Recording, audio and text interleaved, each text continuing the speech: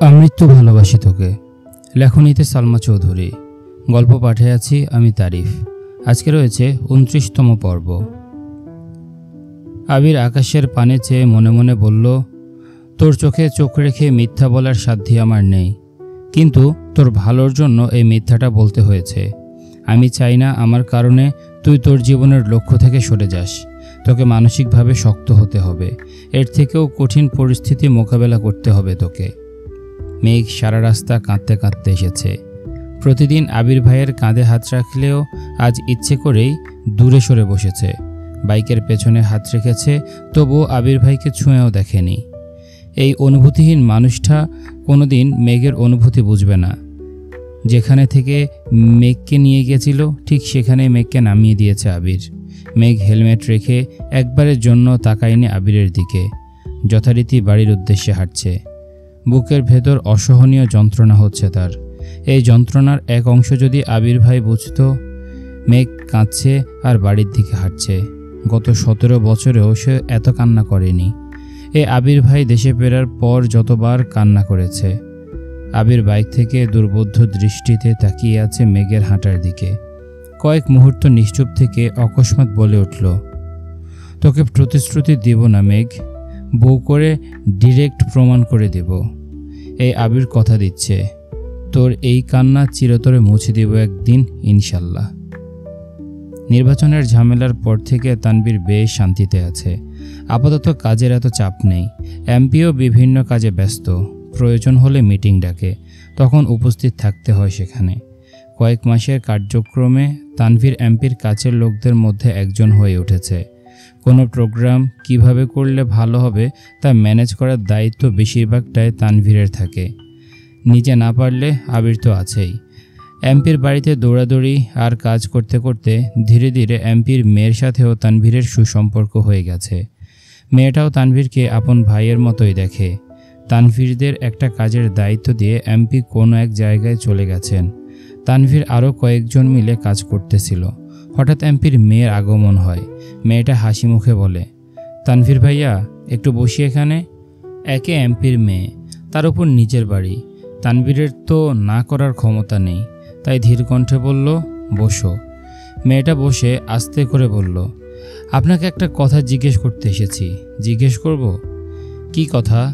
মেয়েটা আশেপাশে তাকিয়ে দেখল, তারপর ধীর কণ্ঠে বলল, ওই দিন প্রোগ্রামে আবির ভাইয়ের সাথে একটা মেয়ে আসছিল, ওই মেয়েটা কে? তানভীর কপাল কুঁচকে শুধালো, কেন? মেয়েটা মৃদু হেসে উত্তর দিল, মেয়েটা মাশাল্লাহ অনেক কিউট। আমি ভাইয়াকে জিজ্ঞেস করেছিলাম মেয়েটা কে। ভাইয়া বলেছে কাজিন। আপনি আর ভাইয়াও তো কাজিন, তাহলে মেয়েটা কি আপনার বোন? তানভীর স্বাভাবিক কণ্ঠে বলল, হ্যাঁ, আমার একমাত্র বোন মাহাদিবা খান মেঘ। এখন বলো ঘটনা কি? মেয়েটা আমতা আমতা করে বলল, আসলে আপনার বোনকে আমার অনেক পছন্দ হয়েছে। আমার ভাইয়া ইউকেতে পড়াশোনা করে। আমার মনে হচ্ছে আমার ভাইয়ের সাথে মেঘকে খুব ভালো মানাবে। এটুকু বলেই থামল। তানভীর কপাল কুঁচকে তাকিয়ে আছে। পুনরায় মেয়েটা বলা শুরু করলো, না না, এখন বিয়ে দিতে হবে না। ভাইয়া ১-২ বছরের মধ্যে ছুটি নিয়ে দেশে আসবে, তখন যদি। তানভীর দীর্ঘশ্বাস ছেড়ে রাগ কন্ট্রোল করে মৃদু হাসল। তারপর শক্ত কণ্ঠে উত্তর দিল, আমায় বলেছ এখানেই থামো। ভাইয়া যদি এগুলো শুনে তো আল্লাহ জানে কি করবে। ভাইয়ার যার সাথে বিয়ে ঠিক সে আর কেউ না, আমার একমাত্র বোন মেঘ। ভাইয়ার পৃথিবী জুড়ে শুধু মেঘের অস্তিত্ব। না ভাইয়া কারোর হবে আর না মেঘকে কারোর হতে দিবে। মেয়েটা বিস্ময় চোখে চেয়ে বিড়বিড় করে বলল, ভাইয়াকে জিজ্ঞেস করেছিলাম গার্লফ্রেন্ড কিনা, উনি তো না করেছেন, বললেন কাজিন। তানভীর হাসি মুখে উত্তর দিল, গার্লফ্রেন্ড না, তাই না করেছে। বউ কি না জিজ্ঞেস করতা তাহলে ঠিকই হ্যাঁ বলতো। ভাইয়া মেঘকে কখনো গার্লফ্রেন্ড ভাবে না, সবসময় বউ ভাবে, আর বউ হিসেবে পরিচয় দেয়। সে যাই হোক, এই বিষয় নিয়ে আর কথা বাড়িও না, যাও এখান থেকে। মেয়েটা মন খারাপ করে চলে যাচ্ছে। আবিরকে ভালো লাগছিল। আবির অন্য কারো মালিকানায় বন্দী। এখন মেঘকে নিজের ভাইয়ের জন্য পছন্দ করেছে। এই মেঘও আবির ভাইয়ের দখলে। বিড়বিড় করে আবিরকে বকতে বকতে বাসার ভেতর চলে গেছে। তানভীর কাজ শেষ করে দুপুরে বাইক নিয়ে বের হয়েছে। মেঘদের কোচিংয়ের সামনে ওয়েট করছে। কিছুক্ষণের মধ্যে কয়েকজনের সাথে বন্যাও বেরিয়ে আসছে। বন্যাকে দেখে তানভীর বাইক থেকেই জোরে ডাকলো, এই মেয়ে, এদিকে আসো। বন্যা অবাক চোখে তাকালো। মেঘ তো কোচিংয়ে আসে না। ওই দিন ঝামেলার পরে মেঘই কল দিয়ে বন্যাকে সব বলেছে। তাহলে তানভীর ভাইয়া কোচিংয়ের সামনে কেন আসছেন? বন্যা গুটি গুটি পায়ে এগিয়ে আসলো তানভীরের কাছে। তানভীর স্বাভাবিক কণ্ঠে শুধালো, আজকের পরীক্ষা কেমন হয়েছে? বন্যা মৃদু হেসে উত্তর দিল, জি ভালো। তানভীর গলা খাকারি দিয়ে ধীর কণ্ঠে শুধালো, তুমি নাকি অসুস্থ ছিলা, সুস্থ হইছ? বন্যা বিস্ময়কর দৃষ্টিতে চেয়ে আছে। বন্যা অসুস্থ ছিল এটা তানভীর ভাই কিভাবে জানে? অবশ্য জানবেই বা না কেন? মেঘি নিশ্চয় বলেছে। বন্যা উপর নিচ মাথা নাড়ল। তানভীর বাইকের সাইড থেকে একটা হেলমেট খুলে বন্যার দিকে এগিয়ে দিয়ে বলল, এটা পরে বাইকে বসো। বন্যা ভ্রুকুচকে তাকিয়ে বলল, কেন? তানভীর কিছুটা শক্ত গলায় বলল, উঠতে বলছি, উঠো। বন্যা তানভীর ভাই সম্পর্কে খুব ভালো করেই জানে, তাই তেড়ামি না করে চুপচাপ বসছে। তানভীরের পেছনে নিজের ব্যাগ রেখে তারপর বসেছে, যেন গায়ে না লাগে। তানভীর বন্যাকে নিয়ে একটা রেস্টুরেন্টে এসেছে। বন্যার পছন্দ মতো খাবার অর্ডার দেওয়া হয়েছে। আগে একদিন মেঘ সাথে ছিল বলে বন্যার এতটা অস্বস্তি লাগেনি। তবে আজ একা তানভীরের সাথে খেতে এসে নিজের হাত পা স্থির রাখতে পারছে না। বন্যার অস্বাভাবিকতা দেখে তানভীর স্বাভাবিক কণ্ঠে বলল, এত ভয় পাচ্ছ কেন? আমি তো অপরিচিত কেউ না। আর আশেপাশের মানুষ যদি তোমার এই কাঁপাকাঁপি দেখে তাহলে নিশ্চিত ভাববে আমি তোমাকে কিডন্যাপ করে নিয়ে আসছি। প্লিজ স্বাভাবিক হও। বন্যা কিছুটা স্বাভাবিক হয়ে কোমল কণ্ঠে শুধালো, আমায় আবারও ট্রিট দেওয়ার কারণ কি? তানভীর উত্তর দিল, আমাদের এমপি জিতেছে, সেই খুশিতে খাওয়াচ্ছি। আরও আগে খাওয়াবো ভাবছিলাম, কিন্তু সময় পাইনি। মাঝখানে এমপির বাড়িতে প্রোগ্রাম ছিল। অবশ্য ওইখানে তোমাকে যেতে বলতাম, কিন্তু তুমি তো সেখানে যাবে না, তাই আর বলিনি। আজ একটু ফ্রি আছি, এজন্য তোমাকে নিয়ে আসলাম। বন্যা কিছু একটা ভেবে পুনরায় প্রশ্ন করল, তাহলে মেঘকেও নিয়ে আসতেন? তানভীর সঙ্গে সঙ্গে জবাব দিল, বনুকে নিয়ে আসতে চাইছিলাম, কিন্তু ভাইয়া নিষেধ করলো। কথাটা বলে ভাবনায় পড়ে গেছে তানভীর। যদি বন্যা কিছু বুঝে ফেলে, যে কথা সেই কাজ। বন্যা প্রশ্ন করে উঠল, আপনি মেঘের আপন ভাই, তাহলে উনি নিষেধ করবেন কেন? তানভীর আমতা আমতা করে বলল, ওই দিনের কোচিংয়ের ঘটনা তো তুমি নিশ্চয় শুনেছ। আসলে ওই ঘটনার পর থেকে বনু একটু চিন্তিত। এই অবস্থায় এদিকে আসলে যদি ভয় পায়, তাই ভাইয়া না করেছে, আর কিছুই না। অবশ্য ওদের সবাইকে নিয়ে ঘুরতে যাব। অনেকদিন ধরেই মিম আর আদি খুব করে ধরেছে ঘুরতে নিয়ে যাওয়ার জন্য। এতদিন নির্বাচনের ঝামেলার জন্য পারিনি, এখন না নিয়ে গেলে বাসায় ঝামেলা হয়ে যাবে। বন্যা মৃদু হাসল। বাসার ঝামেলার ভয়ে ভাই বোনদের ঘুরতে নিয়ে যাবে? তানভীর যে কোনো কিছুকে ভয় পায়, এটা শুনে বন্যার হাসি পাচ্ছে। বন্যার অপরূপ হাসি দেখে তানভীরও হেসে ফেলল। তানভীরের উচ্চতা 5 ফিট 9 ইঞ্চি, গায়ের রং উজ্জ্বল শ্যামলা, সুস্বাস্থ্যের অধিকারী, বলতে গেলে কিছুটা গোলুমলু টাইপের। তানভীরের দাড়িও আবিরের মতোই ছোট করে কাটা, ফুল হাতার টি শার্ট কোনোই পর্যন্ত ওঠানো, সাথে জিন্স প্যান্ট। হেলমেটের কারণে গুছানো চুলগুলো আগোছালো হয়ে আছে। বন্যা তানভীরের মুখের দিকে কিছুক্ষণ দেখল।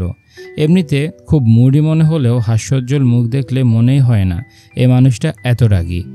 দুজনেই খাওয়া শেষ করলো।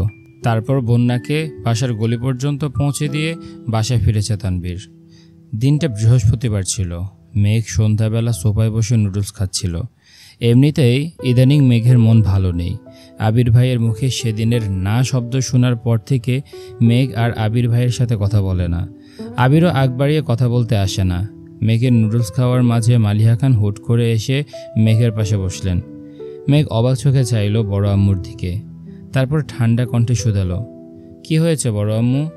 মালিহা খান উত্তেজিত কণ্ঠে বলা শুরু করলেন, হ্যাঁ রে মেঘ, মেয়েটা যে তোকে পড়ায়, কি যেন নাম? মেঘ ভ্রুকুচকে উত্তর দিল, জান্নাত আপু। কেন? মালিহা খান উত্তেজিত কণ্ঠে পুনরায় বললেন, জান্নাত মেয়েটাকে তোর কেমন লাগে? আমার তো বেশ ভালো লাগে, খুব ঠান্ডা, মন মানসিকতাও ভালোই মনে হলো। আমার মাথায় একটা চিন্তা ঘুরতেছে, আবিরের তো বিয়ের বয়স হয়েই গেছে, জান্নাতের সঙ্গে তোর আবির ভাইকে মানাবে ভালো, তাই না? মেঘের মনে হচ্ছে মাথার উপরে অবস্থিত ছাদটা অকস্মাৎ মেঘের মাথায় ভেঙে পড়েছে। মেঘের বুকটা কেঁপে উঠল। যে মেয়েকে নিয়ে নিজে আতঙ্কে আছে, সেখানে বড় আম্মু ওই মেয়েকে বউ করার কথা বলছে। এ যেন কাঁটা গায়ে নুনের ছিটা দেওয়ার মতো। মেঘ ঢোক গিলে নিজেকে স্বাভাবিক রাখার চেষ্টা করছে, কিন্তু চাইলেই কি সব কিছু লুকানো সম্ভব?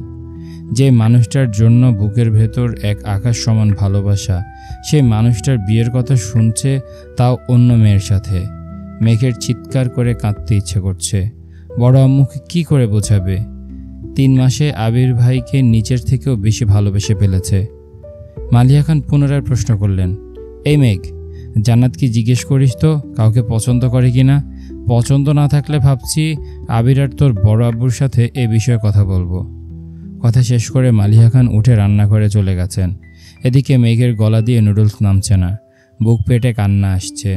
নুডলসের প্লেট রেখে নিজের রুমে চলে গেছে। ফ্যান ছেড়ে লাউড স্পিকারে গান চালিয়ে ইচ্ছে মতো কেঁদেছে। মনের কষ্ট প্রকাশ করার মতো কেউ নেই মেঘের জীবনে, তাই কান্নাই তার একমাত্র সঙ্গী। ঘণ্টাখানেক পর জান্নাত আপু পড়াতে আসছে। মেঘ হাত মুখ ধুয়ে ফ্রেশ হয়ে নিচে পড়তে আসছে। জান্নাত আপুকে দেখে মেঘের মাথায় শুধু বড় আম্মুর কথাগুলোই ঘুরছে। পড়ানো শেষে মেঘ বলল, আপু, একটা কথা জিজ্ঞেস করি? জান্নাত মিষ্টি করে হেসে বলল, হ্যাঁ অবশ্যই। মেঘ শীতল কণ্ঠে প্রশ্ন করল, আপু, আপনি কি কাউকে পছন্দ করেন? মেঘের এমন প্রশ্নে জান্নাতের ওষ্ঠদ্বয় আরও বেশি প্রশস্ত হলো। শান্ত স্বরে উত্তর দিল, হ্যাঁ। মেঘ যেই না প্রশ্ন করতে যাবে কে সে, তার আগে জান্নাতের ফোনে কল আসছে। কল রিসিভ করে কথা বলতে বলতে মেঘের থেকে বিদায় নিয়ে জান্নাত বেরিয়ে গেছে। অষ্টাদশীর মনের ভেতর তোলপাড় চলছে। বড় আম্মুর বলা কথাগুলো মাথায় ঘুরছে। জান্নাত আপুর বিষয়ে আবির ভাইয়ের কেয়ার, কিছুদিন আগে মেঘকে কাজিন বলে পরিচয় দেয়া, আজ জান্নাত আপুর পছন্দের মানুষ আছে জানতে পারা, সব কিছু যদি এক সুতোয় বাঁধা হয় তাহলে মেঘের কি হবে? মেঘের চোখ টলমল করছে। দুপোটা পানি গড়িয়ে পড়তেই মেঘ হাতের উল্টা পিঠ দিয়ে চোখ মুছে শক্ত কণ্ঠে নিজেকে শাসালো, একদম কাঁদবে না। যে মানুষটা কোনোদিন তোর হবেই না, তাকে নিয়ে কেন কাঁদছিস? মেঘ রাতে খায়নি। সবাই অনেক ডেকেছে, কিন্তু তাতেও মেঘ রুম থেকে বের হয়নি। আবির বাসায় ফেরার পর থেকে ছাদে ছিল। রুমে এসেছে শেষ রাতের দিকে, তাই সে এসবের কিছুই জানে না। শুক্রবারের সকাল থেকে মেঘের কোনো হদিস নেই। তানভীর পর্যন্ত ডেকে আসছে, কিন্তু মেঘ আসেনি। আবির ঘুম থেকে উঠেছে 12টার দিকে। শাওয়ার নিয়ে রেডি হয়ে নামাজে গেছে। মেঘ তখনও রুমে। শাওয়ার নিয়ে নামাজ পড়ে আবার শুয়ে পড়েছে।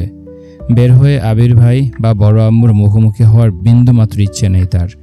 আবির নামাজ থেকে এসে খেতে বসেছে, বাকিরাও খেতে বসেছে। আকলিমা খান হালিমা খানকে উদ্দেশ্য করে আস্তে করে বললেন, মেজো আফা, মেঘ তো এখনও খেতে আসলো না। এই কথা আবিরের কান পর্যন্ত পৌঁছে গেছে। খাবার মুখে দিতে গিয়েও থেমে গেল।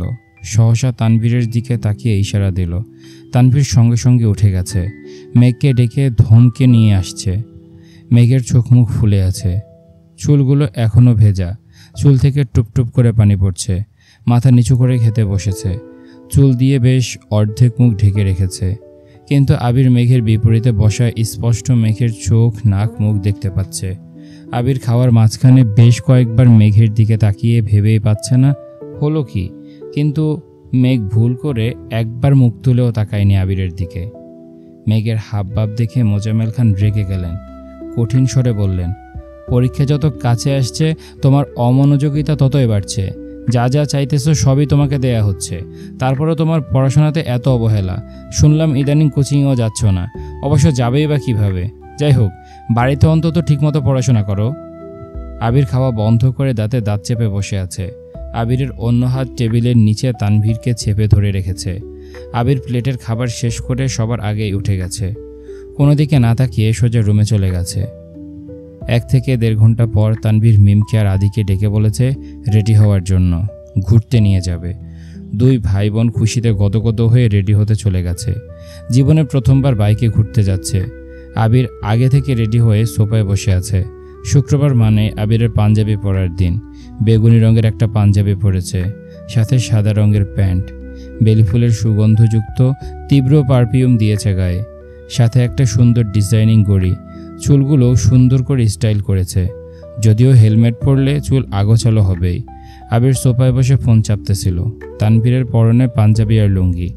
নামাজ থেকে এসে লুঙ্গি পরেছিল, এখনও তাই পরনে।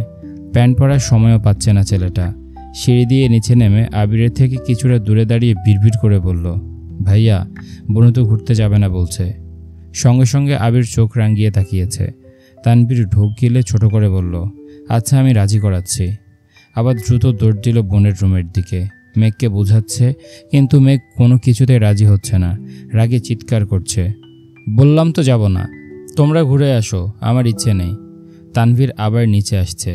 আবিরকে কিছু বলার আগেই আবিরের তপ্ত দৃষ্টি দেখে ভয়ে আবার বোনকে রাজি করাতে গেছে। 4-5 বার উপর নিচ করতে করতে অবশেষে বোনকে রাজি করাতে সক্ষম হয়েছে। মেঘ রাজি হয়েছে শুনে আবির বাসা থেকে বেরিয়ে বাইকে বসে আছে। তানভীর সহ সবাই রেডি হয়ে বেরিয়েছে। তানভীর আবিরের কাছে গিয়ে দাঁড়িয়ে আস্তে করে বলল, বনুকে রাজি করিয়ে এনেছি ঠিকই, কিন্তু তার শর্ত সে তোমার বাইকে যাবে না। আবির অন্যদিকে মুখ করে খিরমির করে বলল, তোর বোন আমার সাথে না গেলে তোর খবর আছে।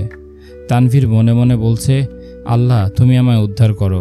2 দিকে আগ্নেয়গিরি, মাঝখানে আমি অসহায় এক বালতি পানি, কি করে সামলাবো এই 2 পাগলারে।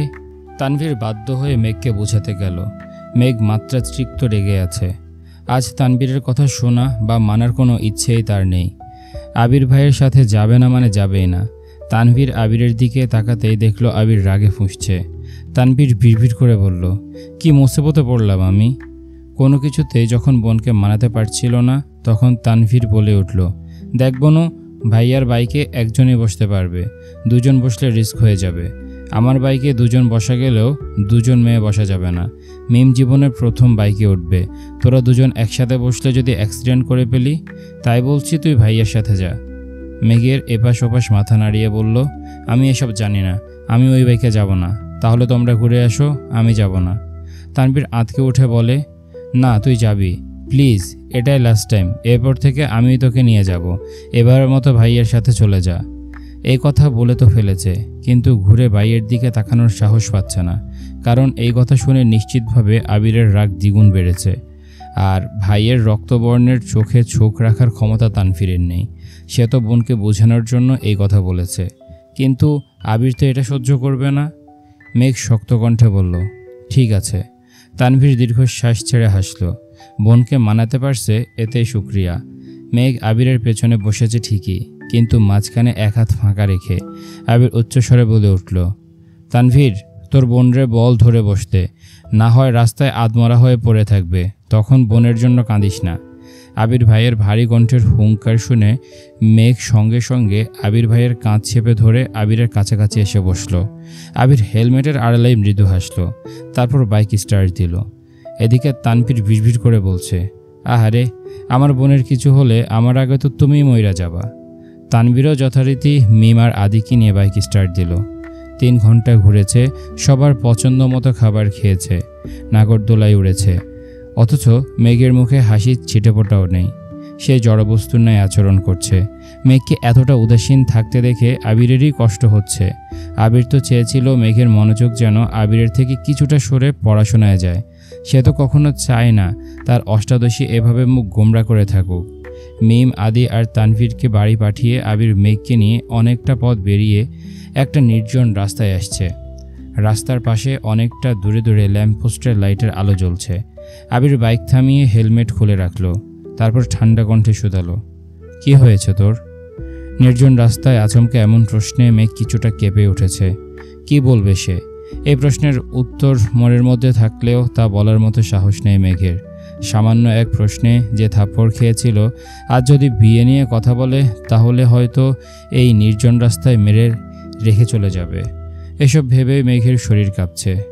আবির পুনরায় প্রশ্ন করল, তোর কি শরীর খারাপ লাগছে? মেঘ ঢোক গিলে আস্ত করে বলল, না, ঠিক আছি। আবির শক্ত কণ্ঠে শুধালো, তাহলে বল, তুই কি নিয়ে এত আপসেট? পরীক্ষা নিয়ে টেনশনে আছিস? মেঘের মনে অন্য চিন্তা থাকা সত্ত্বেও উপর নিচ মাথা নাড়ল। আবির ভারী কণ্ঠে বলা শুরু করলো, অ্যাডমিশন টেস্ট নিয়ে এত ভাবিস না, তোর কাজ পড়াশোনা করা, তুই শুধু তাই কর। আর নামাজ পড়ে আল্লাহর কাছে চাইবি। কে কি বলল, কে কি করছে, কোথায় কি হচ্ছে, এসব ভেবে মাথা নষ্ট করার প্রয়োজন নেই। তুই যদি কোথাও চান্স নাও পাস, তাতেও কেউ তোকে কিচ্ছু বলবে না, সেটা আমি দেখব, কিন্তু নিজেকে যাচাই করার আগেই ভেঙে পড়বি না। মেঘ মাথা নিচু করে চুপচাপ দাঁড়িয়ে আছে। আবির মেঘের দিকে তাকিয়ে আছে। দূর থেকে আসা ল্যাম্পপোস্টের আলো মেঘের গালে আর কপালের একপাশে পড়ছে। সে আলোতে মেঘকে অসম্ভব সুন্দর লাগছে। মেঘের সম্পূর্ণ মুখ দেখতে আবির এক আঙ্গুলে মেঘের চিবুক উঠালো। আলোয় জ্বলজ্বল করে উঠল অষ্টাদশী চাঁদের ন্যায় মুখবিবর। আচমকা আবির ভাইয়ের আঙ্গুলের ছোঁয়াতে মেঘের দেহ কম্পিত হলো। আবির ভাইয়ের মুখের দিকে তাকালো মেঘ। বুকে জমে থাকা অভিমানরা যেন অভিযোগ হয়ে বেরিয়ে আসতে চাইছে। মনের সব কষ্ট উজাড় করে বলতে ইচ্ছে করছে এই মানুষটাকে। কয়েক সেকেন্ডের জন্য মেঘের মনে হচ্ছে এই পৃথিবীর বুকে মেঘের সামনে দাঁড়ানো ব্যক্তিটা মেঘের সবচেয়ে কাছের মানুষ। এই মানুষটা একান্তই মেঘের। আবির মেঘের চোখে চোখ রেখে তপ্ত স্বরে বলল, আমি বিশ্বাস করি আমার মেঘ এত সহজে হেরে যাওয়ার মেয়ে নয়। এই কথা শোনা মাত্র মেঘের মনে হচ্ছে মস্তিষ্কে নিউরনেরা দিক বিদিক ছুটছে। মনে একটা কথায় বারবার ঘুরছে, আমার মেঘ।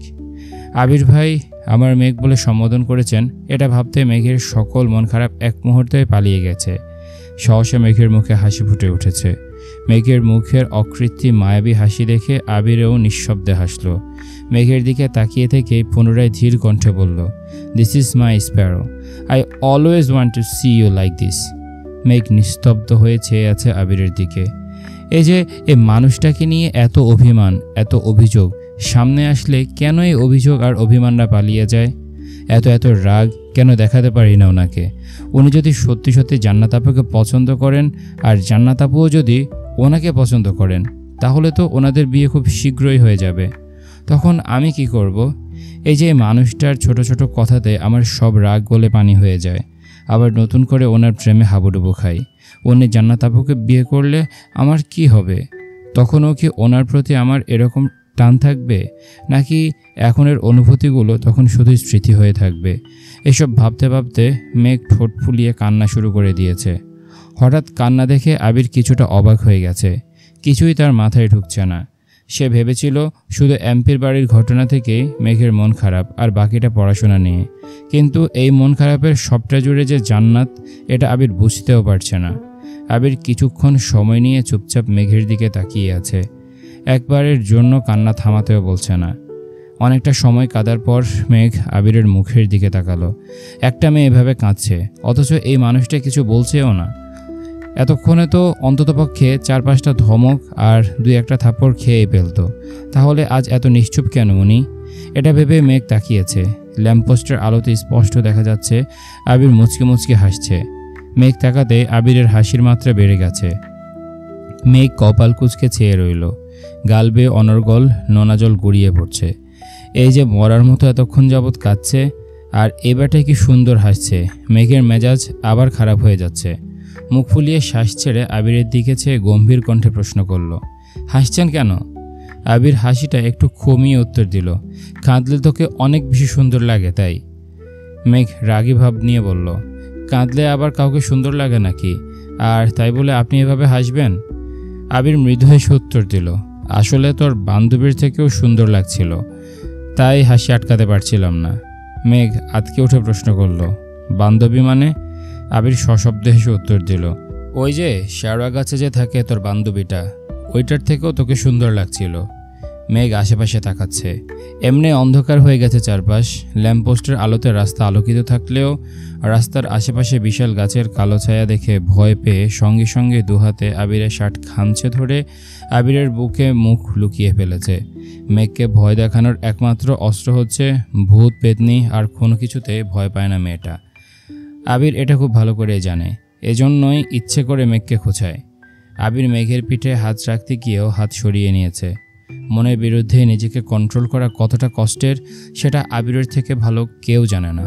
আবিরেরও ইচ্ছে করছে মেঘকে দুহাতে জাপটে ধরতে, কিন্তু সব ইচ্ছে তো পূর্ণতা পায় না।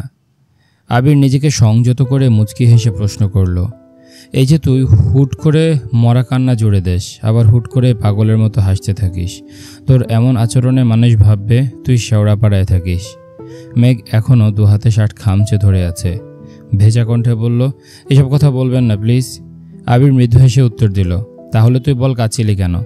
তোরে কে কি বলে যে তুই এভাবে কাঁদছিস? এত আবেগ দিয়ে জীবন চলে না মেঘ। কে কি বলল, কে কি করলো, কে কোথায় চান্স পেল, এসব ভেবে নিজেকে গুটিয়ে নিলে জীবনে কোনোদিন উন্নতি করতে পারবি না। নিজেকে কন্ট্রোল করতে শিখতে হবে। মেঘ আবিরকে ছেড়ে একটু দূরে সরে মাথা নিচু করে দাঁড়িয়েছে। আবির ছোট করে ধমক দিল, তাকা এদিকে। মেঘ 1 সেকেন্ডের মধ্যে আবিরের চোখের দিকে তাকালো। আবির ঢোক গিলে শক্ত কণ্ঠে বলল, তোকে অনেক বেশি শক্ত আর সাহসী হতে হবে। আশেপাশে তোকে কাঁদানোর জন্য হাজারো মানুষ থাকবে। তাদের কথায় তুই কেঁদেছিস মানে তারা জিতে গেল। এত সহজে অন্যকে জিতিয়ে দেয়া কি ঠিক হবে? একটু থেমে পুনরায় বলল, জীবনে যাই হয়ে যাক, তবুও নিজের মনোবল ভাঙতে দেয়া যাবে না। এখনও অনেক সত্যের মুখোমুখি হওয়া বাকি। মেঘ কপাল কুঁচকে প্রশ্ন করল, কি এমন সত্যি?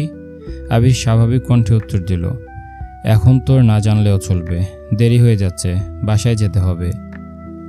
রবিবারে অফিস থেকে ফিরে ফ্রেশ হয়ে আবির সোফায় বসে আছে। কিছুক্ষণের মধ্যে জান্নাত বাসায় ঢুকছে। মেঘ একটা খাতা রেখে আসছিল, সেটা আনতে আবার রুমে গেছে। জান্নাতকে দেখে আবির হাতে কয়েকটা প্রশ্ন নিয়ে এগিয়ে গেল। প্রশ্নগুলো দিয়ে কি যেন কথা বলছিল। মেঘ খাতা নিয়ে নামতে গিয়ে সে দৃশ্য দেখে ফেলেছে। যার মনে যেটা থাকে সেটাই সবার আগে মাথায় আসে। মেঘ তাড়াতাড়ি করে নামছে। কাছাকাছি আসতে আবির ঘাড় ঘুরিয়ে মেঘকে দেখল।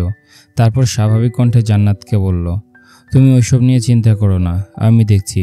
আর তুমি ফ্রি হয়ে আমায় একটা কল দিও। জান্নাত চিন্তিত স্বরে উত্তর দিল, আচ্ছা ঠিক আছে। এদিকে মেঘ ড্যাব ড্যাব করে তাকিয়ে আছে দুজনের দিকে। মাথার ভেতরের প্রশ্নেরা সব এলোমেলো ছুটছে। জান্নাত আপুকে চিন্তা করতে না করছে। আবির ভাই দেখবে এসবের মানে কি? ওনাদের মধ্যে সম্পর্ক না থাকলে তো এসব বলতো না। আবার কলও দিতে বলছে। মেঘ বিড়বিড় করে বলছে, গেল রে গেল, তোর আবির ভাই অন্য মেয়ের হয়েই গেল। আবিরের আনা কোচিংয়ের কয়েকটা প্রশ্ন দিয়ে জান্নাত পরীক্ষা নিয়েছে। মোটামুটি 3 ঘন্টার উপরে সময় লাগছে।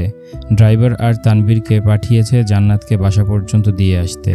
মেঘ খেতে বসেছে। 2 মিনিটের মধ্যে আবিরও খেতে আসছে। বাড়ির সবার খাওয়া দাওয়া অনেক আগেই শেষ হয়ে গেছে। আবির ইচ্ছে করে মেঘের জন্য ওয়েট করছিল। এই যে জান্নাতের সাথে কথা বলেছে, মেঘের মনে কি চলছে তা বোঝার জন্যই ওয়েট করছিল। দুজনেই চুপচাপ খাচ্ছে। হঠাৎ মালিয়া খান তানভীরের চেয়ার টেনে আবিরের পাশে বসছেন। তারপর শান্ত কণ্ঠে বললেন, বাবা, তোর সাথে একটু কথা ছিল। আবির খেতে খেতে জবাব দিল, বলো, শুনছি। মেঘের খাওয়া বন্ধ হয়ে গেছে। সে খুব ভালো করে বুঝতে পারছে বড় আম্মু কী বলতে চাচ্ছেন। আজকে জান্নাত আপু যাওয়ার সময়ও মেঘকে দেখেছে বড় আম্মু জান্নাতকে দূর থেকে বউ দেখার মতো পরখ করছিল। মালিয়া খান শীতল কণ্ঠে বলা শুরু করলেন, আর কিছুদিন পরেই তো 25 বছর হতে চলল। তুই যেহেতু এখন ব্যবসাও করছিস, তোর আব্বুর মুখে শুনেছি তুই খুব মনোযোগী, আর তুই যাওয়াতে নাকি ব্যবসায় অনেক উন্নতি হয়েছে। তাই বলছিলাম বিয়েটা তো করা দরকার। আমি সেদিন মেঘকে জান্নাতের কথা জিজ্ঞেস করেছিলাম। মেয়েটাকে আমার ভালো লাগছে। তোর পছন্দ হলে ভাবছি তোর আব্বুকে জানাবো। আবির পূর্ণ মনোযোগ দিয়ে মায়ের বলা এলোমেলো কথাগুলো শুনল। যতই রাগ উঠুক, আবির মায়ের উপর সহজে চেঁচায় না। মেঘের দিকে এক পলক তাকালো আবির। মেঘ অনেকক্ষণ আগে থেকে খাওয়া বন্ধ করে মাথা নিচু করে বসে আছে। আবির মনে মনে ভাবছে, মানুষ ঠিকই বলে জীবনে হাজার হাজার শত্রুর প্রয়োজন হয় না, ঘরে 2-1 মানুষ থাকলে যথেষ্ট। হায় আল্লাহ, আমি বিয়ে করার আগেই তো ওরা আমার সংসার ভেঙে দিবে। তার মানে এই কারণে মেঘ সেদিন এত কান্না করছিল, আর আমি ওকে পড়াশোনা নিয়ে এত জ্ঞান দিলাম। আবিরকে নিশ্চুপ থাকতে দেখে মেঘের মনটা দুমড়ে মুচড়ে যাচ্ছে। আবির ভাই রাজি হলে সামনেই বিয়ে। অবশ্য রাজি হবেই বা না কেন, উনিও তো। এটুকু ভেবে মেঘ থেমে গেল। চোখ টলমল করছে, ঠোঁট কাঁপছে। আবির মায়ের দিকে তাকিয়ে ভারী কণ্ঠে অকস্মাৎ বলে উঠল, একটা মেয়ে এ বাড়িতে পড়াতে আসছে, আর তোমরা কী সব ভাবছ? তাছাড়া আমি এখন বিয়ে করব না, এই টপিকে আর কথা বলো না। এটুকু বলে আবির দাঁড়িয়ে পড়ল। মেঘের দিকে তাকিয়ে তপ্ত স্বরে বলল, এই মেয়ে, খাওয়া শেষ করে পড়তে বস গিয়ে, এসব আজেরা চিন্তা মাথায় ঢুকাবি না। এই ছিল আজকের পর্ব। কেমন লেগেছে তোমাদের কমেন্ট করে জানাও। দেখা হচ্ছে পরের পর্বে। ততক্ষণ পর্যন্ত সবাই ভালো থাকো, সুস্থ থাকো। আজকের মতো আমি তারিফ এখানে বিদায় নিচ্ছি। আল্লাহ হাফেজ।